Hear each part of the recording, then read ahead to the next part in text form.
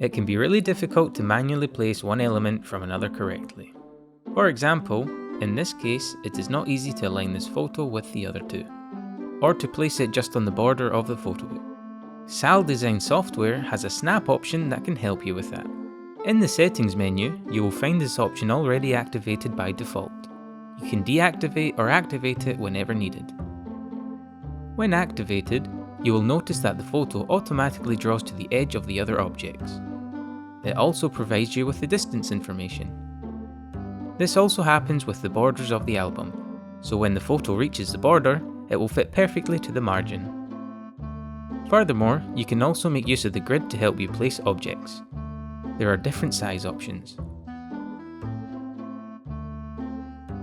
In addition, if you want the object to snap to the grid, just activate this option.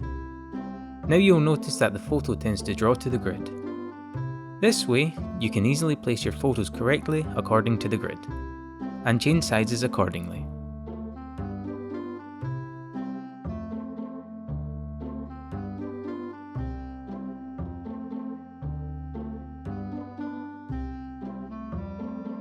At any time, the grid can be deactivated.